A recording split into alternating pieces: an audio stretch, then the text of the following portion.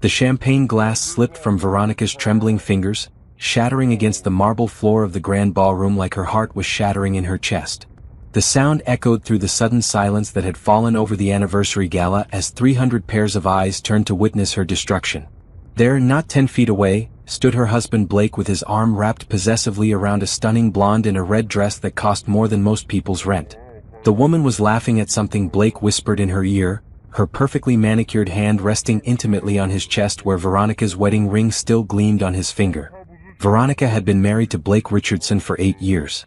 8 years of supporting his business dreams, of hosting dinner parties for his clients, of being the perfect wife who smiled at the right moments and never asked too many questions about his late nights at the office. She had believed in their love story, believed that she was his partner in building their life together. But as she stood there in her conservative navy dress, the one Blake had insisted was appropriate for the evening, watching him parade another woman like a trophy, she realized she had been living in a carefully constructed lie. The blonde woman looked exactly like everything Veronica wasn't. Where Veronica was curvy and soft, this woman was angular and sharp. Where Veronica's natural beauty required little makeup, this woman was painted to perfection. Where Veronica preferred comfort and classic styles, this woman wore fashion like armor. And Blake was looking at her the way he used to look at Veronica in their early days before the routine set in, before she became part of the furniture in his life. Veronica. Blake's voice cut through her shock as he finally noticed the broken glass and the staring crowd. His face went pale beneath his tan, but he didn't let go of the blonde's waist. This is... Sophia, the woman supplied with a smile that didn't reach her cold blue eyes. She extended her hand toward Veronica as if they were meeting at a casual business lunch instead of at the scene of Veronica's public humiliation. I've heard so much about you. The audacity was breathtaking. Veronica stared at the offered hand, then at Blake's guilty face, then at the crowd of their friends and colleagues who were whispering behind champagne flutes and appetizer plates. Some looked shocked, some looked sympathetic, but too many looked like they weren't surprised at all. Like they had known. Like she was the only fool in the room who hadn't seen this coming. Mrs. Patterson from the country club leaned over to whisper something to her husband, never taking her eyes off the unfolding drama. The Hendersons from Blake's business circle had their phones out, probably already texting their friends about the spectacle. Even the waiters had slowed their service to watch the wife discover what everyone else apparently already knew. How long? Veronica's voice came out smaller than she intended, barely audible over the classical quartet that kept playing in the corner because they hadn't gotten the memo that her world was ending. Blake shifted uncomfortably, his jaw working like he was chewing words he didn't want to swallow. Ronnie, we should talk about this privately. How long? This time her voice carried across the ballroom, clear and sharp as the broken glass at her feet. Sophia's smile widened, and Veronica realized with growing horror that this woman was enjoying this moment. She was feeding off the pain and humiliation, savoring every second of Veronica's destruction like fine wine. A little over a year, Sophia answered when Blake remained silent. Her voice was honey-sweet with just enough venom beneath to let Veronica know this wasn't an accident. This public revelation was planned, calculated, designed to cause maximum damage. Blake has been such a generous provider. The apartment, the car, the jewelry. She touched the diamond necklace at her throat, diamonds that looked suspiciously similar to the ones Veronica had admired in Tiffany's last Christmas, the ones Blake had said were too expensive. The room spun slightly, and Veronica gripped the edge of a nearby table to steady herself. A year. While she had been planning their anniversary party, buying him thoughtful gifts, cooking his favorite meals, and believing they were working through a rough patch in their marriage, he had been building an entire second life with another woman. While she had been making excuses for his distance, his late nights, his sudden interest in the gym and expensive clothes, he had been playing house with someone else. Veronica, please. Blake stepped toward her, finally letting go of Sophia's waist. Let's go home and discuss this like adults. The laugh that escaped Veronica's throat was harsh and unfamiliar to her own ears. Like adults? You mean the way adults don't bring their mistresses to their anniversary parties? The way adults don't spend their spouse's money on another woman? The way adults don't humiliate their wives in front of 300 people? Blake's face flushed red. You're making a scene. I'm making a scene? Veronica's voice rose, and she felt something cold and powerful unfurling in her chest. 8 years of being the quiet, supportive wife. 8 years of swallowing her opinions, dimming her light, making herself smaller so he could shine brighter.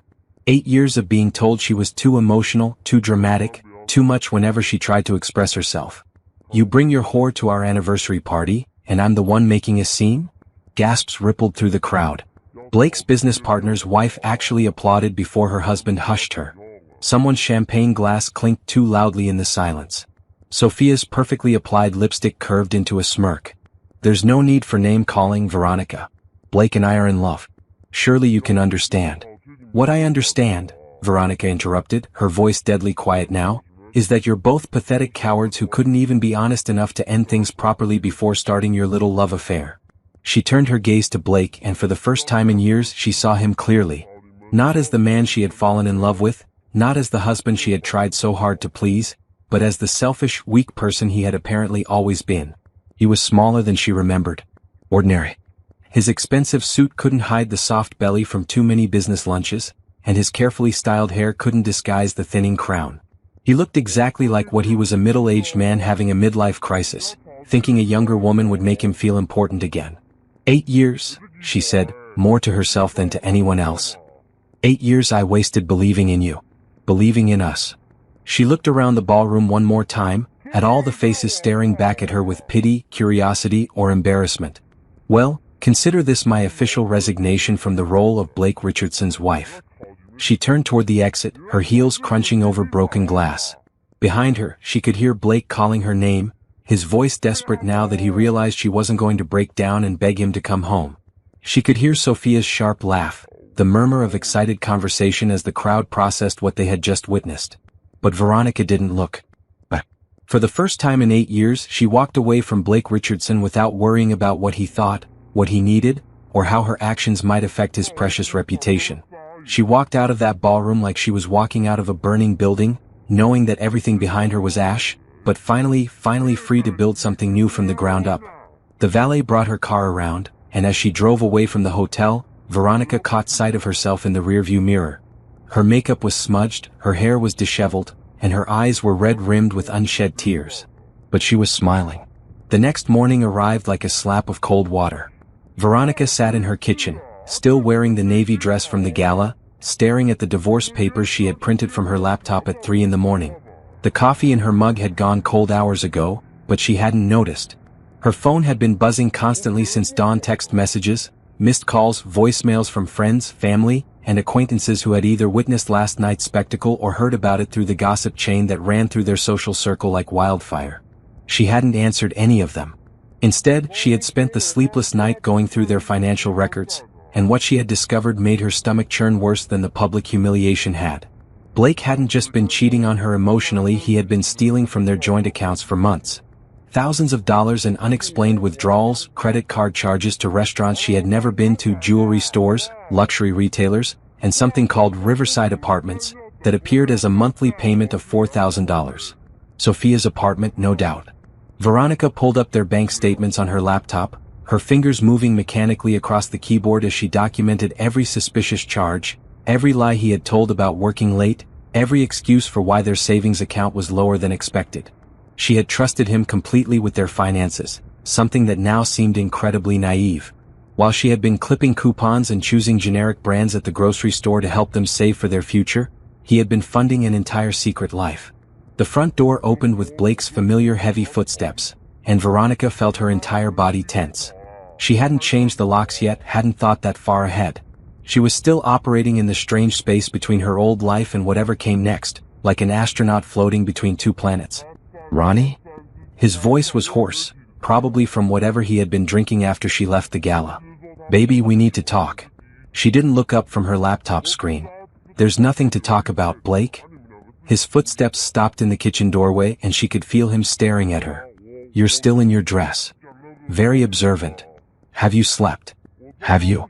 She finally raised her eyes to meet his, and was grimly satisfied to see that he looked terrible. His expensive suit was wrinkled, his tie was missing, and his eyes were bloodshot. Good. She hoped he felt a fraction of the pain he had caused her. Blake moved carefully into the kitchen like he was approaching a wild animal. Look, I know you're upset. Upset? Veronica's laugh was sharp. Upset is when you burn dinner or get a parking ticket. This is something else entirely. He sat down across from her at their kitchen table, the same table where they had eaten thousands of meals together, where they had planned their future and shared their dreams. Now it felt like sitting across from a stranger. "It's not what you think," he said, and Veronica actually felt sorry for him in that moment. He was so predictable, so pathetically ordinary in his betrayal. "It's exactly what I think." She turned her laptop screen toward him, showing him the bank statements she had been reviewing. $4,000 a month to Riverside Apartments. Tiffany and Company charges that coincidentally appeared right around the time you told me we couldn't afford to fix the roof. Dinner charges at La Bernardine on nights when you told me you were working late and grabbed a sandwich at the office. Blake's face went white as he stared at the evidence of his deception laid out in neat rows of numbers and dates. "You don't understand. Just happened. I never meant for it to go this far." "Which part just happened? The lying? The stealing? Or bringing her to our anniversary party to humiliate me in front of everyone we know?" "I didn't bring her. She came on her own." "Stop." Veronica closed the laptop with a sharp snap. "Just stop lying. I'm done pretending to believe your stories. I'm done making excuses for you. I'm done." Blake reached across the table like he was going to take her hand, but she pulled away from him. The gesture that had once been comforting now made her skin crawl. "Ronnie, please. We can work through this.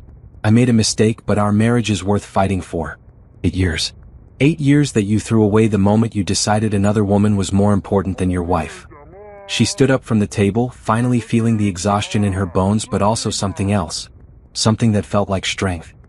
"I want you out of this house by tonight. This is my house too." "Actually, it's not."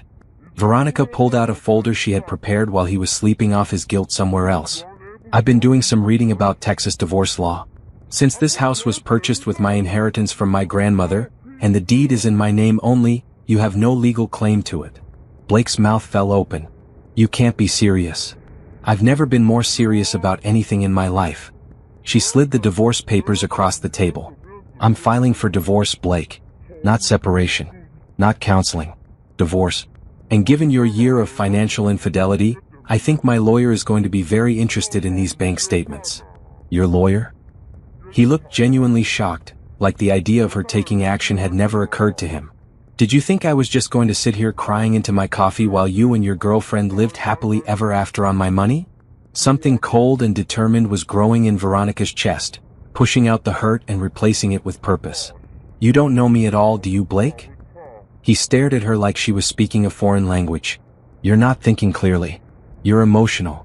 "I'm thinking more clearly than I have in years." She walked to the kitchen counter and picked up her purse, her keys, and the folder of financial evidence she had compiled. "I'm going to see my lawyer. When I get back tonight, I want you gone. Take whatever belongs to you, but don't take anything that was purchased with joint funds unless you want to add theft to your list of crimes." "Crimes?" "Veronica, you're being dramatic." She turned back to face him one last time, and the look on her face must have finally penetrated his thick skull because he stopped talking. "Blake, for 8 years I made myself smaller for you. I gave up my career plans, my dreams, my sense of self to support yours. I convinced myself that was what marriage looked like: sacrifice. And compromise and putting your partner first. But you know what I realized last night?" She paused at the kitchen doorway. "Sacrifice only works when both people are doing it. You've been taking everything I offered and giving nothing back except lies and betrayal. That's not true. I love you. No, you loved having someone who made your life easier. Someone who took care of the house and the social obligations and the emotional labor while you focused on yourself. You loved having a wife who never questioned you or challenged you or made you work for her affection." Veronica felt tears starting to burn behind her eyes, but they weren't sad tears anymore. They were angry tears, cleansing tears. "But that woman is gone, Blake. Whatever you thought you had with me died the moment you brought Sophia to our anniversary party." She walked toward the front door, then stopped and called back to him. "Oh, and Blake? When you're packing your things, make sure you take the credit cards. As of this morning, they're all canceled. From now on, you can fund your girlfriend's lifestyle with your own money." The sound of his shocked silence followed her out of the house that had been their home but was now just hers. As she drove toward downtown and the law office of Catherine Mills, a divorce attorney she had looked up online at 4 in the morning, Veronica felt something she hadn't experienced in years. She felt powerful. For the first time since she was 22 years old and fresh out of college with dreams of working in fashion consulting, she felt like herself again. Blake had taken a lot from her over the years. Her confidence, her independence, her sense of worth. But he had made one crucial mistake in his calculation. He had underestimated her. And now he was going to find out exactly who Veronica Thomas really was when she stopped trying to be the perfect wife to a man who didn't deserve her. The morning sun felt brighter as she pulled into the parking garage. For the first time in months, she was looking forward to what came next. Catherine Mills had silver hair, sharp eyes, and a reputation for turning divorced wives into wealthy ex-wives. Her office was all glass and steel, filled with the kind of modern art that Blake would have called pretentious. Veronica loved it immediately. "So," Catherine said, reviewing the financial documents Veronica had brought, "your husband has been systematically draining your joint accounts to fund his affair, and then had the audacity to bring his mistress to a public event." She looked up over her reading glasses. "Men never cease to amaze me with their stupidity." Veronica found herself smiling for the first time in 24 hours. "Is it enough for a divorce? Honey, adultery and financial misconduct? This is Christmas morning for a divorce attorney." Catherine leaned back in her leather chair. "But before we start filing papers, I need you to understand something. Divorce is war, and your husband seems like the type who's going to fight dirty once he realizes you're serious." "What do you mean?" "He's going to try to paint you as the hysterical wife who's overreacting to a simple mistake. He's going to promise to change, to go to counseling, to end the affair. When that doesn't work, he'll try to make you feel guilty for breaking up the marriage. When that doesn't work, he'll get nasty." Catherine had dealt with men like Blake before, Veronica realized. The kind who thought they could manage and manipulate everyone around them. "The question is," Catherine continued, "how far are you willing to go to protect yourself and get what you deserve?" Veronica thought about Blake's face that morning when she had shown him the bank statements. The shock when he realized she wasn't going to just take it quietly. The panic when she mentioned her lawyer. "As far as I need to." "Good." Catherine smiled, and it wasn't entirely pleasant. "Because I have some ideas about how to handle Mr. Richardson." They spent the next 2 hours going over Veronica's options. Catherine explained how the financial infidelity would play in court, how Blake's public humiliation of her would factor into the settlement, and how the prenup he had insisted on might not be as ironclad as he thought. "The apartment he's renting for his girlfriend," Catherine said, making notes on a legal pad, "that's going to be a problem for him. $4,000 a month in marital funds used to support another woman? The judge is going to have opinions about that." "What about the house?" "The house is yours. Your inheritance, your name on the deed. He can't touch it." Catherine looked up from her notes. "But Veronica, I need to ask you something, and I want an honest answer. Do you want him back?" The question caught her off guard. "What?" "Some women come in here angry and hurt, but deep down they're hoping their husband will realize what he's losing and come crawling back. They want the affair to end and their marriage to be magically fixed. I need to know if that's what you're hoping for." Veronica considered the question seriously.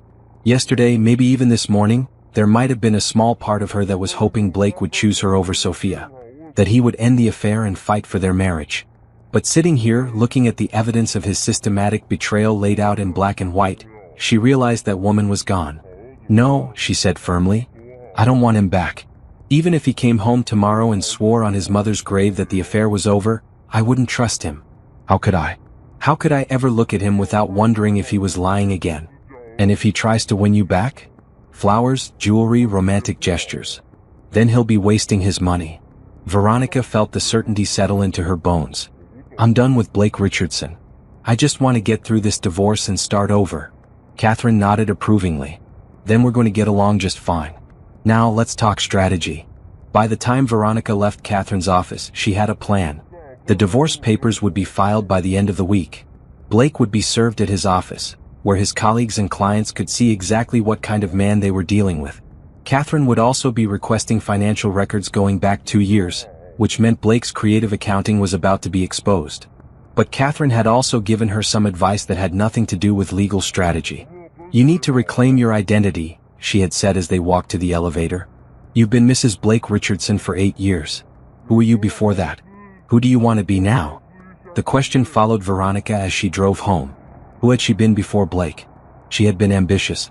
She had graduated magna cum laude with a degree in fashion merchandising and had dreamed of working with luxury brands. She had been offered a position with a consulting firm in New York, but Blake had convinced her to stay in Houston because his business was just getting started and he needed her support. She had been creative. She used to sketch designs, follow fashion weeks religiously, and had an eye for trends that her professors had said was exceptional. She had planned to use her knowledge to help brands position themselves in competitive markets. She had been confident, independent. She had opinions about art and politics and culture, and she hadn't been afraid to express them. When had she stopped being those things? When had she become the woman who asked Blake's opinion before buying a new dress, who nodded politely when he explained business concepts she already understood, who kept her thoughts to herself to avoid being called dramatic? As she pulled into her driveway now, Veronica made a decision that surprised her with its clarity. She was going to find out who she was supposed to be. The house felt different when she walked inside. Quieter but not empty. Peaceful instead of tense. Blake's presence had been sucked out of the space like poison from a wound. He had taken his clothes, his golf clubs, and his collection of business books. He had also taken the expensive coffee machine and the good whiskey, which made her laugh. Even in leaving, he was petty and small. But he had left behind 8 years of shared history, and Veronica spent the evening walking through the rooms, deciding what stayed and what went. The wedding photos came down first. Then the couple's vacation pictures. The art they had chosen together, the furniture that reflected his tastes instead of hers. By midnight she had 3 piles: keep, donate, and burn. The burn pile was surprisingly large. She called in sick to her part-time job at the non-profit where she helped organize fundraising events, a job Blake had suggested because it was appropriate and didn't interfere with her duties as his wife. Tomorrow she decided she was going to quit. She was done with appropriate. Instead, she was going to start over. And the first step was to figure out what Veronica Thomas wanted to do with the rest of her life. She pulled out her laptop and started researching fashion consulting firms, luxury brand strategies, and trend forecasting companies. The industry had changed in 8 years, but her excitement about it hadn't. As she read about digital marketing integration and sustainable fashion movements and the rise of personal shopping services, Veronica felt something she hadn't experienced in years. She felt hungry. Not for food but for challenge. For growth. For the chance to use her brain for something more complex than planning dinner parties and managing Blake's social calendar. At 2 a.m, she started working on something she hadn't touched in almost a decade: her resume. She had to dig through old files to find her college portfolio, her letters of recommendation, the praise from professors who had believed in her potential. Reading her own work from 8 years ago was like finding letters from a stranger who happened to share her name. This Veronica had been bold, innovative, passionate about her field. She had written marketing proposals that were still relevant, had identified trends that had indeed shaped the industry. She had been somebody before Blake. Someone with dreams and ambitions and the skills to make them reality. Tomorrow she was going to start becoming that person again. But first she had a bonfire to plan. The private investigator Catherine had recommended looked nothing like what Veronica had expected.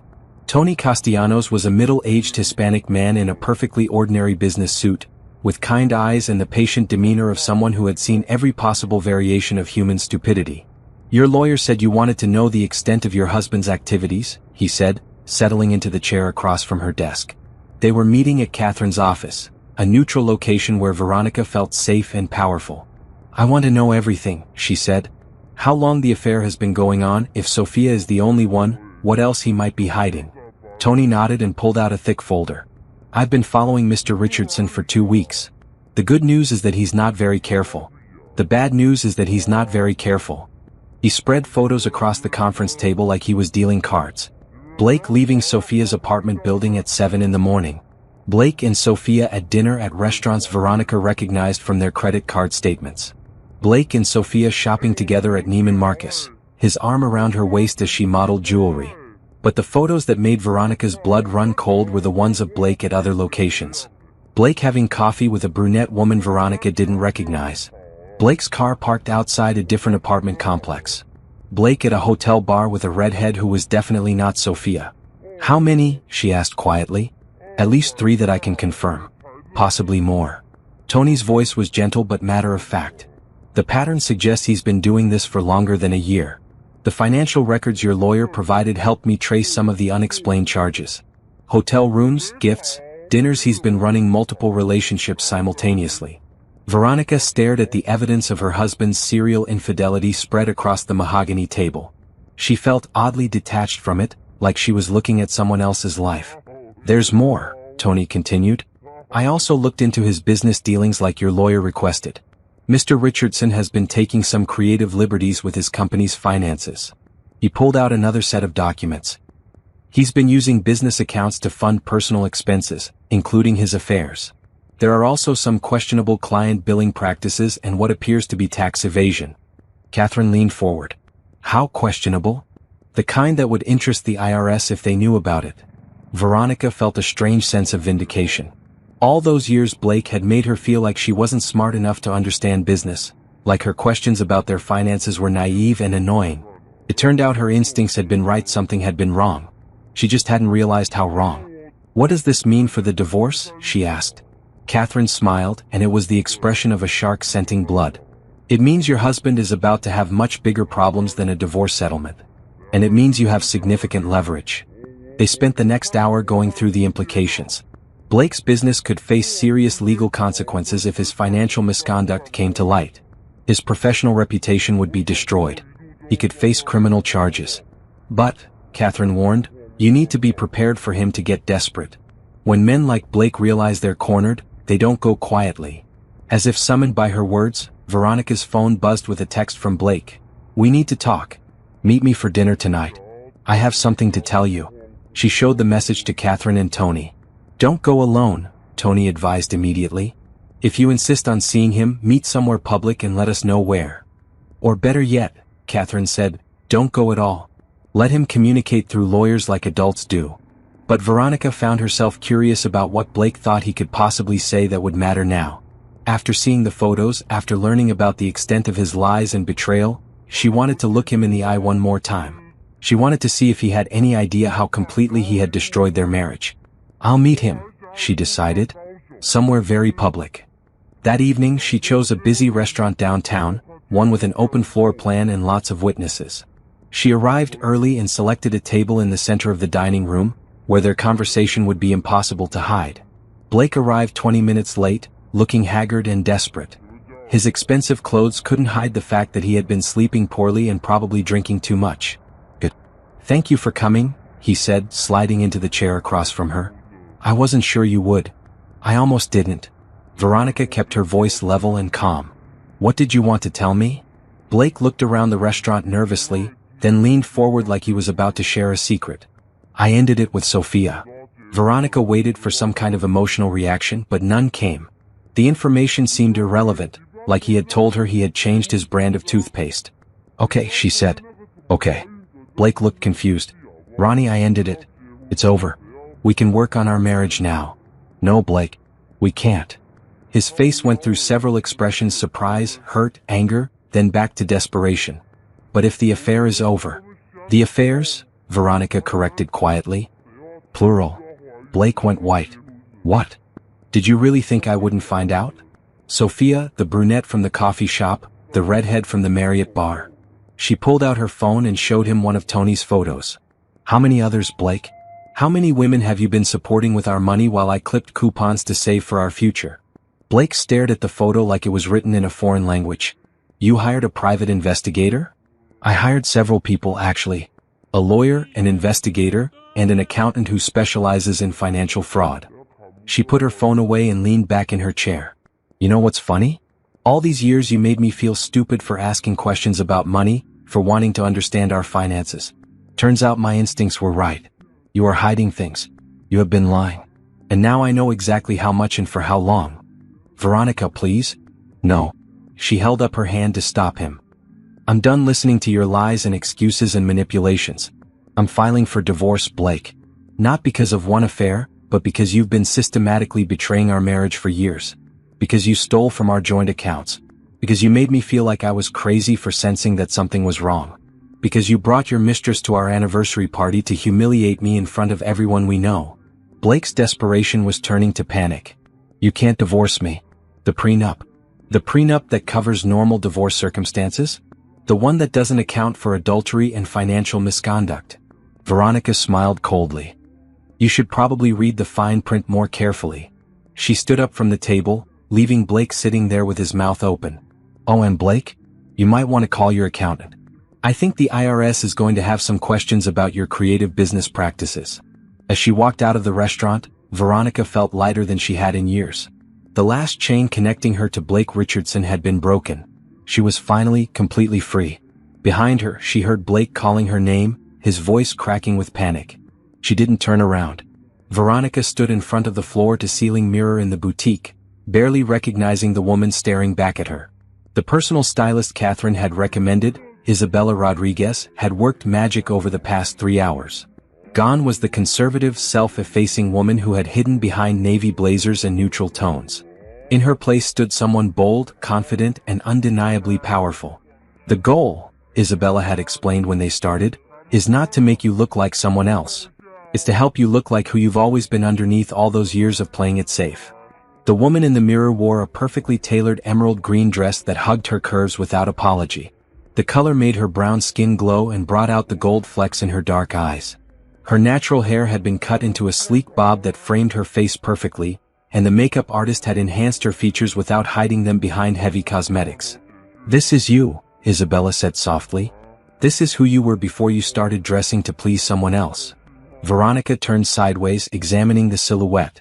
She looked successful, confident, like a woman who knew her worth and wasn't afraid to show it. For 8 years she had dressed like Blake's wife, conservative, appropriate, forgettable. Now she looked like Veronica Thomas, and she had almost forgotten how good that felt.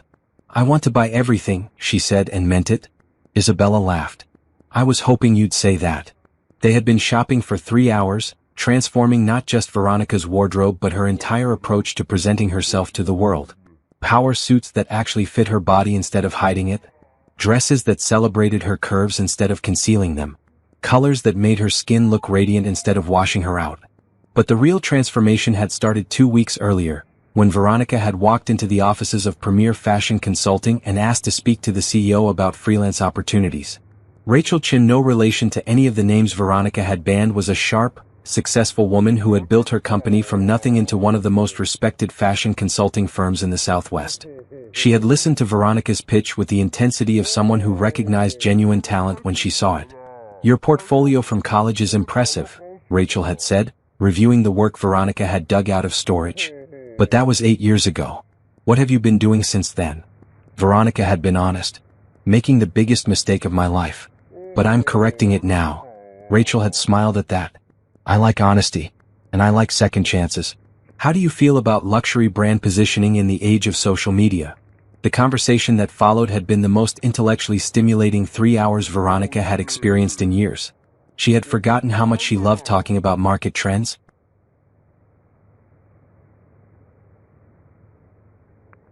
Consumer psychology and brand identity. Her mind felt sharp and engaged in a way it hadn't since college. "I have a project," Rachel had said as their meeting wrapped up. "A luxury jewelry client who's struggling to connect with younger demographics without alienating their traditional customer base. The last 3 consultants couldn't crack it." "Interested?" Veronica had walked out of that office with her first freelance contract in 8 years and a timeline that would push her to remember everything she had once known about her field and learn everything that had changed while she was playing housewife. Now, standing in Isabella's boutique wearing clothes that made her feel like herself again, Veronica felt the final pieces of her transformation clicking into place. "There's something else," Isabella said, pulling out a garment bag. "Rachel called me this morning. She said you'll be presenting to the jewelry client next week, and she wanted to make sure you had something that would make the right impression." Inside the bag was a jacket that was pure power, structured, sophisticated, in a deep burgundy that would command attention in any boardroom.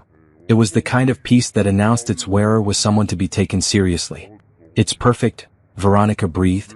"Try it on. There's someone I want you to meet." Isabella led her to another section of the boutique where a photographer was setting up professional lighting equipment. "Marcus Williams, sorry, I mean Michael Stevens," Isabella corrected herself, remembering Veronica's name restrictions, "specializes in corporate headshots and branding photography. Rachel thought you might need updated professional photos." Michael was a tall, lanky man with an easy smile and an artist's eye. "The goal is to capture who you are now," he explained as he adjusted his camera settings. "Not who you used to be, not who someone else wanted you to be. Just you at your most confident." The photo session felt like therapy. For years, Veronica had avoided cameras or smiled awkwardly when forced to pose with Blake at social events. She had felt uncomfortable in her own skin, always worried about whether she looked appropriate enough, pretty enough, perfect enough. But as Michael coached her through different poses and expressions, something shifted. She stopped thinking about how she looked and started thinking about how she felt. Powerful, intelligent, ready for whatever came next.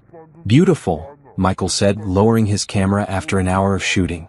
"You're going to love these. But more importantly, anyone who sees them is going to take you seriously." As Veronica drove home that evening, her car filled with shopping bags and her phone filled with contacts from her new professional network, she felt like she was living someone else's life. Someone successful and confident and unafraid. Her phone buzzed with a text from an unknown number. "This is Sophia. We need to talk." Veronica stared at the message for a long moment, then deleted it without responding. She had bigger things to think about than Blake's ex-mistress. Tomorrow she was starting work on a project that could relaunch her career. Next week she was presenting to a client who could change her life. Sophia Richardson, or whatever she was calling herself now, was Blake's problem to deal with. But as Veronica pulled into her driveway, she couldn't shake the feeling that Sophia's message was more than just a desperate attempt at contact. There had been something calculated about the timing, something deliberate. She made a mental note to call Tony in the morning.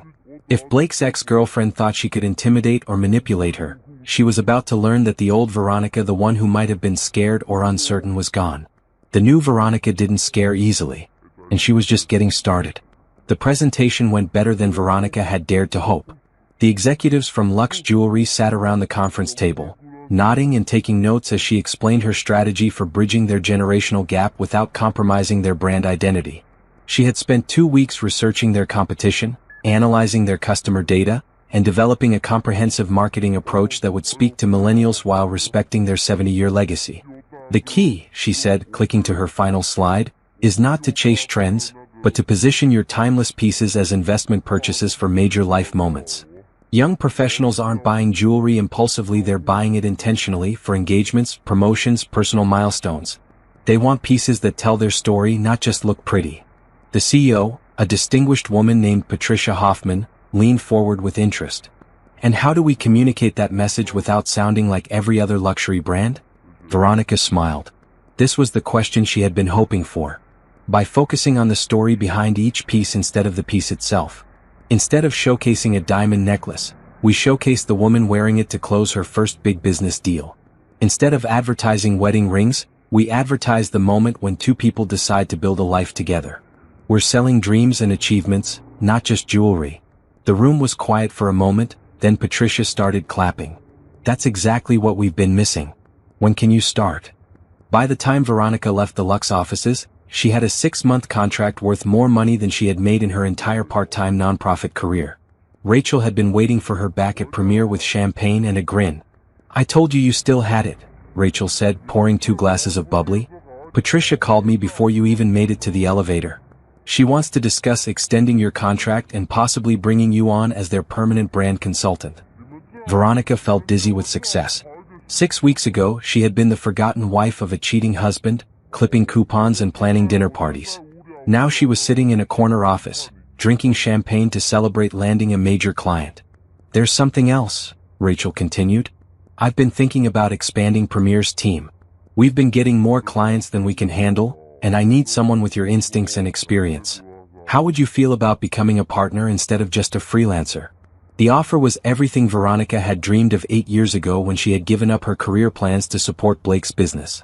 Partnership in a successful firm, creative control over major projects, financial independence that would make her divorce settlement irrelevant. "I'd love to discuss it," she managed to say without her voice cracking with emotion. "Good. Because there's a luxury fashion week event next month, and I want you there representing Premier. Consider it your coming out party for the industry." As Veronica drove home, she called Catherine with the good news. "A partnership offer already?" Catherine sounded impressed. "You work fast." "It feels like everything is falling into place," Veronica admitted. "Almost too perfectly. You earned this, Veronica. Don't let imposter syndrome convince you otherwise." Catherine paused. "Speaking of things falling into place, I have news about Blake. He's been trying to reach you through my office." "What does he want now?" "According to his lawyer, he wants to discuss reconciliation terms." Veronica laughed, a sound with no humor in it. "Reconciliation terms? Like I'm a hostile nation he needs to negotiate with?" "That's not far off, actually. His business is in trouble. The IRS audit started last week, and several of his clients have terminated their contracts. Word gets around fast in business circles when someone's ethics come into question. And he thinks coming back to me will solve his problems? He thinks having a stable marriage will make him look more reliable to potential clients. And he probably needs your financial support to get through the legal issues." The audacity was breathtaking even for Blake. He had spent their marriage taking her support for granted, had betrayed her in the most public and humiliating way possible, and now that his life was falling apart, he expected her to save him. What did you tell his lawyer? That my client is not interested in reconciliation and all future communication should go through me. Catherine's voice hardened. But Veronica, I think you should be prepared for him to try other approaches. Men like Blake don't give up easily when they're desperate. That evening, Veronica treated herself to dinner at one of the city's best restaurants. She sat at the bar, wearing one of her new dresses, drinking excellent wine and reviewing the partnership proposal Rachel had given her. For the first time in years, she was making decisions based on what she wanted instead of what someone else expected from her. "Excuse me," a voice said beside her. "Aren't you Veronica Richardson?" She looked up to see a woman she vaguely recognized from Blake's business circles. Janet something, married to one of his former clients. "It's Thomas now," Veronica corrected politely. "Oh." Janet's eyes widened with fake sympathy. "I heard about the divorce. I'm so sorry." Blake seemed like such a devoted husband. Veronica took a sip of her wine and considered her response. The old Veronica would have smiled awkwardly and changed the subject, too embarrassed to defend herself. But the new Veronica had no patience for people who pretended concern while fishing for gossip. "Thank you, but I'm not sorry at all," she said clearly. "Discovering that your husband is a serial cheater and financial fraud is actually quite liberating. I highly recommend it." Janet's mouth fell open and several other patrons turned to stare. Veronica smiled pleasantly and returned to her paperwork, effectively ending the conversation. She had learned something important in that moment. She was no longer ashamed of Blake's choices or her decision to leave him. She was proud of her strength, her intelligence, and her refusal to accept less than she deserved.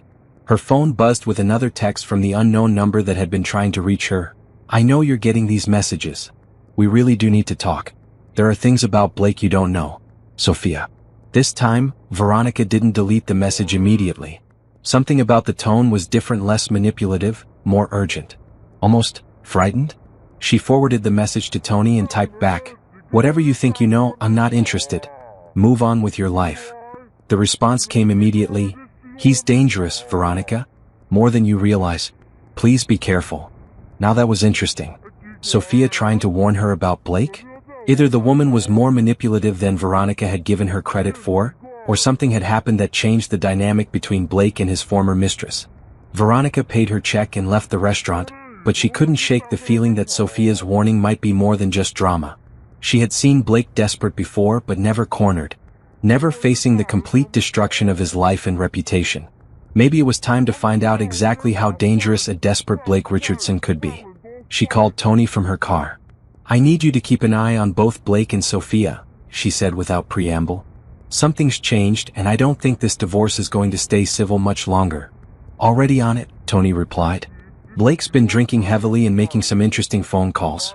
And the ex-girlfriend moved out of her apartment yesterday. Paid cash for a hotel room downtown. She's hiding from him? That would be my guess. Whatever happened between them when he tried to end things, it didn't go smoothly." Veronica felt a chill that had nothing to do with the evening air. Blake had always been controlling, but she had never thought of him as actually dangerous. Now she was wondering what else about her ex-husband she had been naive about. "Tony, I want you to increase surveillance. And I want to know immediately if either of them tries to approach me or my house." "Already arranged. Your lawyer takes her client's safety very seriously." As Veronica drove home to her peaceful, Blake-free house, she tried to focus on the positive developments in her life. The successful presentation, the partnership offer, the financial independence she was building. But Sophia's warning kept echoing in her mind. "He's dangerous, Veronica. More than you realize." She was about to find out exactly what that meant. The Fashion Week event was everything Veronica had dreamed of and more. The ballroom at the Four Seasons was filled with designers, buyers, magazine editors, and industry insiders who shaped trends and launched careers. She moved through the crowd in a stunning black cocktail dress that Isabella had selected specifically for the occasion, feeling confident and accomplished in a way she had never experienced as Blake's wife. "Veronica." Rachel appeared at her elbow with 2 champagne flutes and a huge smile. "I want you to meet someone. This is Jonathan Hayes from Fashion Forward magazine." Jonathan was a tall, impeccably dressed man with the kind of sharp intelligence that reminded Veronica why she loved this industry. "Rachel tells me you're the one who cracked the Luxe jewelry campaign. I'd love to hear more about your approach." They talked for 20 minutes about market positioning, demographic targeting, and the evolution of luxury marketing in the digital age. Jonathan was impressed enough to ask for her card and mentioned a potential collaboration with his magazine's consulting division. "You know," he said as their conversation wound down, "you should consider speaking at our annual conference next spring. We're always looking for fresh perspectives on brand reinvention."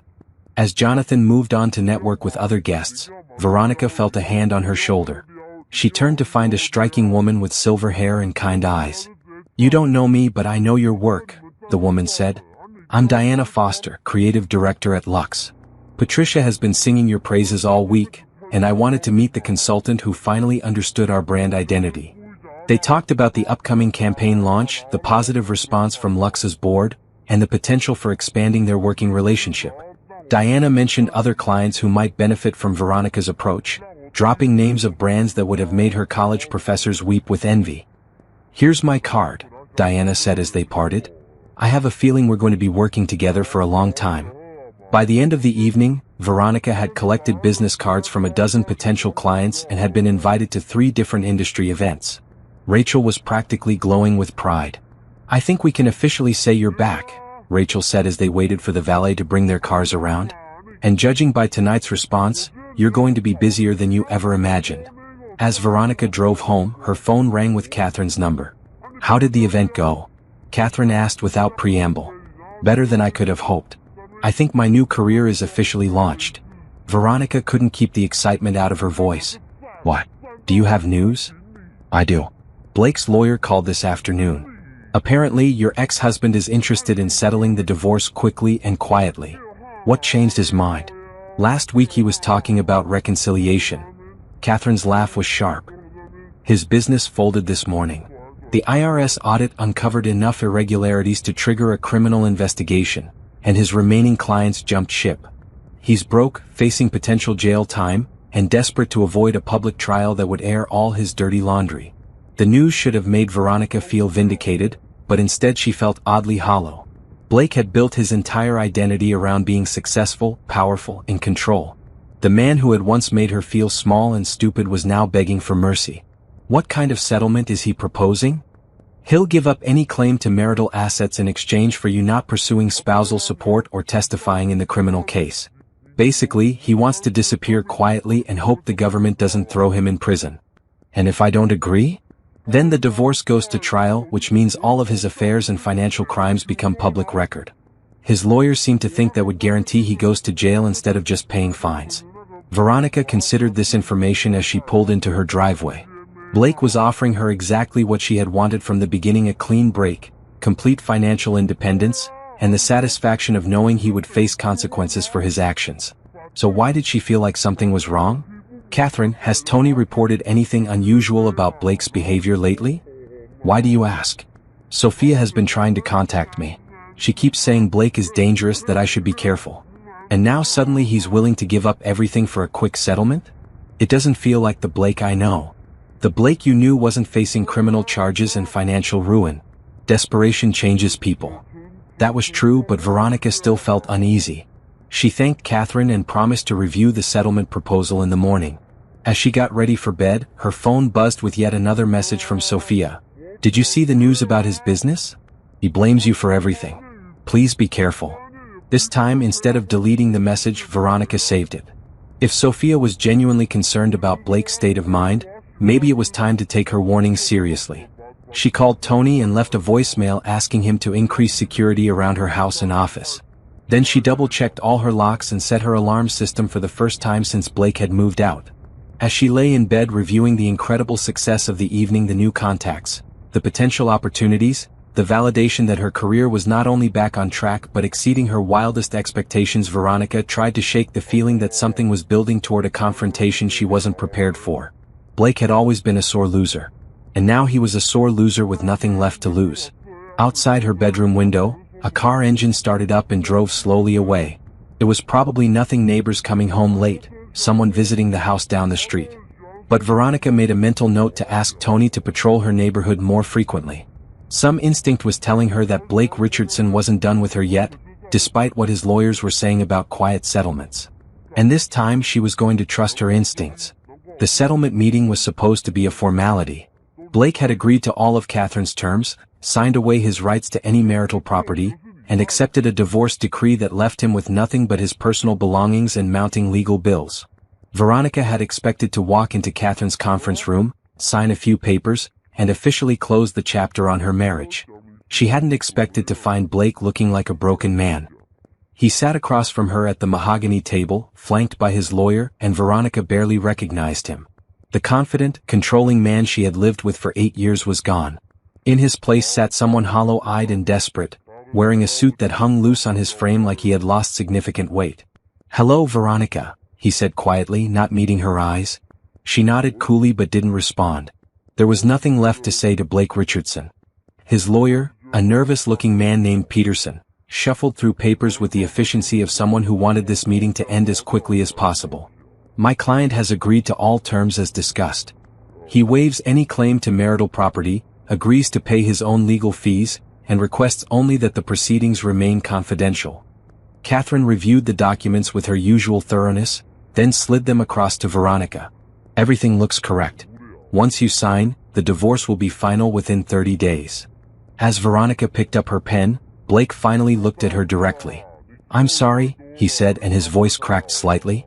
"I know it doesn't matter now, but I need you to know that I'm sorry for everything. You deserved better." The apology she had once desperately wanted to hear now felt meaningless. Too little, too late, and probably motivated more by guilt than genuine remorse. "Yes," she said simply. "I did deserve better."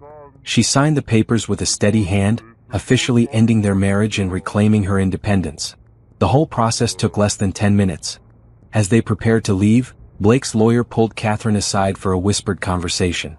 Veronica gathered her purse and stood to go, eager to put this final encounter behind her. "Veronica, wait." Blake's voice stopped her at the conference room door. She turned back reluctantly. "I know you probably don't believe this, but I really did love you. I lost my way somewhere. I started believing I deserved more than what we had, and I destroyed the best thing in my life." His eyes were wet, and for a moment Veronica almost felt sorry for him. Then she remembered Sophia's red dress at the anniversary gala, the bank statements showing months of theft, the photos of him with multiple women. "Blake, you didn't lose your way. You made choices. Dozens of choices over months and months, to lie to me and steal from me and betray our marriage. Those weren't mistakes, they were decisions. I know that now. But I want you to know that seeing you tonight, seeing how successful and confident you've become." He shook his head. "You were always this amazing, just buried under all my insecurity and control. I'm glad you found yourself again, even if I had to lose you for it to happen." Despite everything, Veronica found herself touched by his words. Not enough to forgive him or reconsider the divorce, but enough to see him as human instead of just a villain in her story. "I hope you get your life together, Blake. I really do. Just do it somewhere far away from me." As she walked out of the law office, Veronica felt lighter than she had in months. The last legal tie to Blake Richardson was severed. She was officially single, financially independent, and building a career that already exceeded her expectations. Catherine caught up with her at the elevator. "His lawyer wanted to warn you about something. Apparently Blake has been drinking heavily since his business collapsed, and he's been making statements about how you ruined his life. They're concerned about his mental state." "Concerned how?" "Concerned enough to suggest you might want to consider a restraining order." The elevator arrived, and they rode down in silence while Veronica processed this information. Blake had always had a temper, but she had never thought of him as actually dangerous. Pathetic, manipulative, selfish, yes. But violent? That seemed like a stretch. "I'll think about it," she told Catherine as they parted ways in the parking garage. But as Veronica drove home, she found herself remembering moments from their marriage that she had dismissed at the time. Blake's anger when she had once suggested getting a job without consulting him first. The way he had grabbed her arm too tightly when she had embarrassed him at a dinner party by correcting something he had said. His need to control every aspect of their life together, from her clothes to her friends to her schedule. Maybe the capacity for violence had always been there, hidden under his veneer of respectability. Her phone rang as she pulled into her driveway. The caller ID showed a number she didn't recognize, but something made her answer. "Veronica? This is Sophia. I told you I wasn't interested in talking. Please don't hang up. I know you have no reason to trust me, but I'm scared and I don't know who else to call." Something in Sophia's voice made Veronica pause. The polished, confident woman from the gala was gone, replaced by someone who sounded genuinely frightened. What happened? Blake found out where I was staying.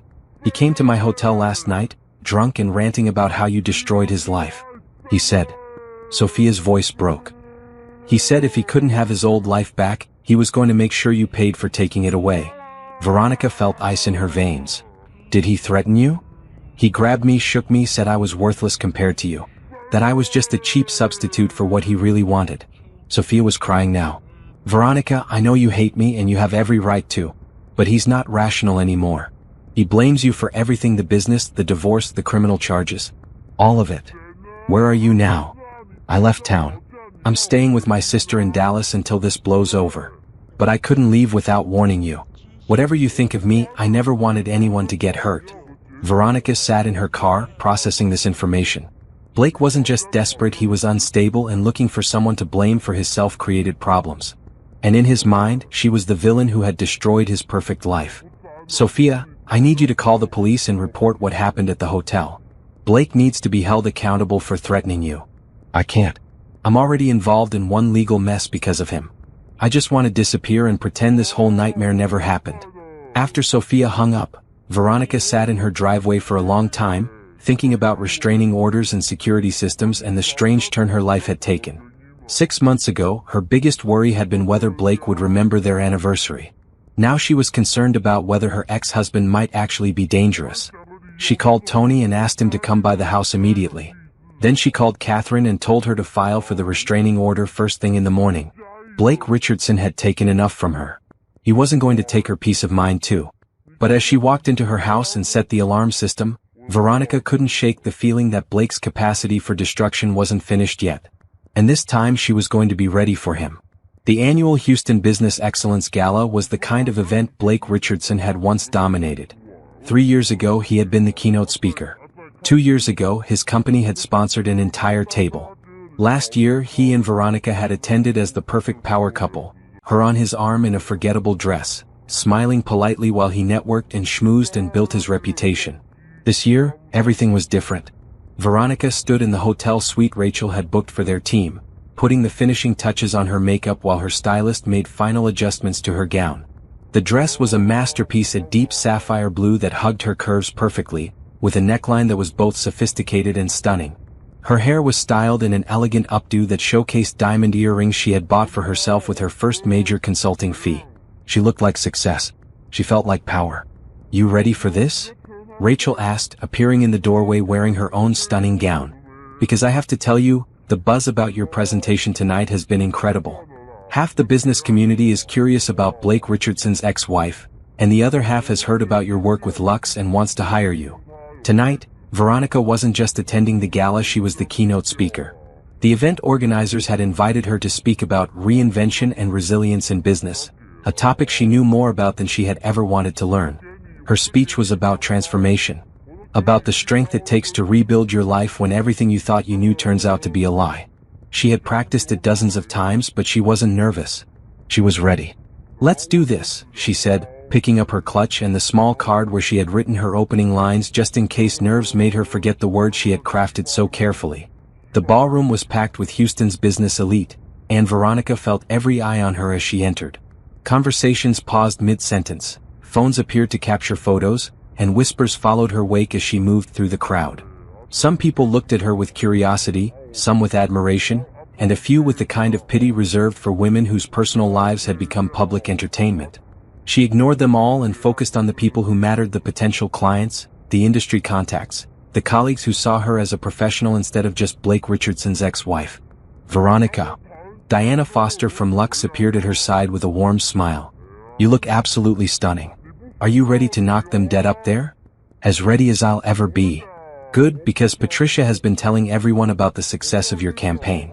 I think you're going to get quite a few new business opportunities tonight. As they talked, Veronica became aware of a commotion near the entrance. The crowd was parting, conversations were stopping, and people were craning their necks to see what was happening. And then she saw him. Blake Richardson stumbled into the ballroom like a man who had been drinking for hours. His tuxedo was wrinkled, his hair was disheveled, and his eyes were bloodshot and wild. He looked around the room with the desperate intensity of someone searching for a lifeline. When his gaze found Veronica, his face transformed into something ugly and dangerous. There she is. His voice carried across the ballroom, too loud and slurred with alcohol. The woman who destroyed my life. Security moved toward Blake immediately, but he was already pushing through the crowd toward Veronica, leaving a trail of shocked guests in his wake. "Blake, don't do this," Veronica said quietly, stepping slightly behind Diana. "You're drunk. Go home." "Home?" Blake's laugh was harsh and bitter. "I don't have a home anymore thanks to you. I don't have a business, I don't have money, I don't have anything because you decided to destroy me." "You destroyed yourself," Veronica replied calmly, aware that 300 people were watching this confrontation and probably recording it on their phones. "I just stopped pretending everything was fine. You turned everyone against me. You hired investigators, you called the IRS, you made sure everyone knew about my private business." Blake was close enough now that she could smell the alcohol on his breath and see the wild desperation in his eyes. "I divorced you, Blake. That's what adults do when their marriages don't work. They don't stalk their ex-wives and make scenes at public events." Security finally reached Blake, but he shook off their hands with surprising strength for someone so intoxicated. "You want to know what your precious ex-wife is really like?" Blake called out to the crowd, his voice echoing off the ballroom's high ceilings. "She's vindictive and cruel, and she destroyed a good man because she couldn't handle being married to someone more successful than she was." The crowd murmured with shock and embarrassment, unsure whether to intervene or pretend they weren't witnessing this meltdown. Veronica felt something shift inside her, not fear or embarrassment, but a cold, clear anger that burned away any remaining sympathy she might have felt for Blake Richardson. "You're right," she said, her voice carrying clearly across the suddenly quiet ballroom. "I am vindictive. I'm vindictive enough to hire a divorce attorney when I discovered my husband was stealing from our joint accounts to fund affairs with multiple women. I'm cruel enough to refuse to take back a man who brought his mistress to our anniversary party to humiliate me in public. And I'm definitely too vindictive to save a man from the consequences of his own criminal behavior." She stepped forward, closing the distance between them so that Blake had to look directly into her face. "But you know what I'm not, Blake? I'm not the victim anymore. You can stand here and blame me for your failures, but everyone in this room knows exactly what kind of man you really are. And they can see exactly what kind of woman I am without you." Blake's face went through several expressions: rage, desperation, and finally something that looked almost like grief. "I loved you," he said, and his voice cracked. "I made mistakes, but I loved you." "No," Veronica said firmly. "You loved having me. You loved having someone who made your life easier and never challenged you or made you work to deserve her affection. But you never loved me enough to be faithful to me. You never loved me enough to be honest with me. You never loved me enough to treat me like an equal instead of property." Security was flanking Blake now, ready to escort him out, but he made one last desperate plea. "We can fix this. We can go to counseling, start over." "Blake, look around this room." Veronica's voice was gentle but final. "Look at these people, look at this event, look at me. This is my life now. I have a career, I have success, I have self-respect. Why would I give that up to go backwards with a man who never appreciated what he had?" The security guards finally took Blake by the arms and began escorting him toward the exit. As they reached the ballroom doors, he turned back one last time. "You'll regret this, Veronica. You'll regret destroying me." And then he was gone, leaving behind a room full of stunned guests and a woman who had just proven to everyone, including herself, that she was no longer afraid of Blake Richardson or anyone else. The silence stretched for what felt like an eternity, then someone in the crowd started clapping. Within seconds, the entire ballroom was applauding, not for the spectacle they had just witnessed, but for the woman who had handled it with such grace and strength. Rachel appeared at Veronica's side, her eyes bright with admiration. "That," she said quietly, "was the most powerful demonstration of personal branding I've ever seen. Are you ready to give your speech now?" Veronica looked around the room at the faces staring back at her, no longer with pity or curiosity, but with respect and interest. Blake had wanted to humiliate her, to make her look weak and vindictive in front of Houston's business community. Instead, he had given her the perfect introduction for her speech about resilience and transformation. "I'm ready," she said, and meant it completely. As she walked toward the stage, Veronica realized that Blake Richardson had just given her one final gift, the chance to show everyone exactly who she was when she stopped letting other people define her. She was about to give the performance of her lifetime. Veronica stood at the podium, looking out over 300 of Houston's most influential business leaders, and felt a calm she had never experienced before. The confrontation with Blake had stripped away the last of her fear, leaving behind something pure and powerful. She was exactly where she belonged, talking to people who understood ambition and resilience and the courage it takes to rebuild your life. "Good evening," she began, her voice clear and confident. "My name is Veronica Thomas, and 6 months ago I was somebody else entirely." A ripple of attention moved through the crowd. After Blake's dramatic exit, they were prepared for anything. 6 months ago, I was a woman who had spent 8 years making herself smaller so that someone else could feel bigger. I was someone who apologized for having opinions, who asked permission to buy clothes, who believed that my worth was determined by how well I supported someone else's dreams. She paused, letting that image settle in their minds. Tonight, I'm standing here as the owner of a successful consulting firm, the architect of campaigns that have transformed major brands, and a woman who finally understands her own value. The ballroom was completely silent now, hanging on every word. The transformation didn't happen overnight. It started with a moment of complete humiliation, discovering that the life I thought I was living was built on lies. But humiliation, I've learned, can be a gift. It strips away everything that isn't real and forces you to confront who you actually are underneath all the compromises and accommodations. She clicked to her first slide, a before and after photo that took her breath away every time she saw it. The before photo showed her at last year's gala, standing beside Blake in a conservative dress, smiling a careful smile that didn't reach her eyes. The after photo had been taken just hours ago, showing a woman who radiated confidence and success.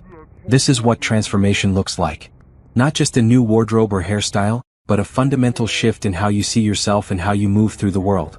For the next 20 minutes, Veronica talked about resilience, about the courage it takes to walk away from comfortable lies, about the power of rediscovering skills and passions you thought were lost forever. She talked about the business principles that applied to personal reinvention, market research, competitive analysis, brand positioning. "You have to be willing to rebrand yourself completely," she said, clicking through slides that showed her work with luxe jewelry. "You have to stop trying to be what other people expect and start being what you're capable of becoming." She told them about the moment she realized she had been living someone else's life, about the decision to reclaim her career, about the terror and exhilaration of starting over at 31 years old. "The woman who stood in this ballroom last year couldn't have given this speech," she said, nearing her conclusion. She was too afraid of taking up space, too worried about making other people uncomfortable, too convinced that her dreams were less important than everyone else's needs. But that woman is gone. She had to die for this woman to be born. The audience was completely captivated now. Veronica could see CEOs and entrepreneurs and community leaders leaning forward, recognizing something universal in her story. "I want to leave you with this thought," she said, her voice growing stronger. "You all know what it's like to pivot when a business strategy isn't working. You know how to cut losses and redirect resources and rebuild stronger than before. But how many of you have applied that same ruthless analysis to your personal lives? How many of you are tolerating situations or relationships or versions of yourself that no longer serve you?" She paused, looking directly at several faces in the crowd. Transformation is terrifying because it requires you to let go of who you've been to become who you're meant to be. But the alternative is spending your life as a smaller version of yourself, and that's not living, that's just existing. As she finished her speech to thunderous applause, Veronica felt a completion she had never expected. 6 months ago, Blake's betrayal had felt like the end of her story. Tonight, she realized it had been the beginning. The reception after her speech was a blur of business cards, congratulations, and opportunities. Diana Foster introduced her to 3 potential clients. Jonathan Hayes from Fashion Forward magazine asked her to contribute to their upcoming issue about women in business. Rachel beamed with pride as potential partners lined up to discuss collaborations. But the moment that meant the most came when an elegant older woman approached her near the end of the evening. "I'm Margaret Sterling," the woman said, extending her hand. "I've been building businesses for 40 years, and I wanted to tell you that your speech was one of the most powerful presentations I've ever heard." Margaret Sterling was a Houston legend, a woman who had built a real estate empire from nothing and was known for her sharp business instincts and no-nonsense approach to success. "Thank you," Veronica managed. "That means everything coming from you." "I have a proposition for you," Margaret continued. "I'm launching a new venture capital fund focused on supporting women-owned businesses. I need someone with your insights about transformation and resilience to help identify and develop potential investments. Would you be interested in discussing a partnership?" The offer was beyond anything Veronica had imagined when she walked into Rachel's office 6 months ago looking for freelance work. Venture capital, investment partnerships. The chance to help other women build their dreams, it was the kind of opportunity that could define a career. I would be very interested, she said, trying to keep her voice steady. As the evening wound down and Veronica finally made her way to the valet stand, she felt like she was floating. The woman who had fled this same hotel in humiliation and heartbreak 6 months ago had returned as the keynote speaker and left with opportunities beyond her wildest dreams. Her phone buzzed with a text from an unknown number. "Saw your speech online. You're incredible. Congratulations on becoming who you were always meant to be." Sophia had kept her promise to stay away, but apparently she had been following Veronica's transformation from a distance. The message felt like the final closure on that chapter of her life. As Veronica drove home through the city that now felt full of possibilities instead of painful memories, she thought about the question someone had asked her after the speech. "Do you ever regret not trying to save your marriage?" The answer had come easily: you can't save something that was never really there in the first place. Blake had given her 8 years of his version of love, conditional, controlling, demanding that she diminish herself to make him feel important.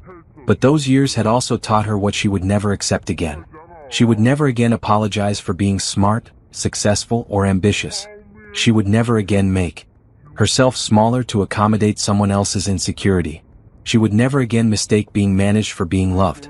As she pulled into her driveway, the home that was entirely hers, filled with furniture she had chosen, decorated with art that made her happy, Veronica smiled at the woman in her rearview mirror. She looked exactly like who she was meant to be. And for the first time in her adult life, that was more than enough.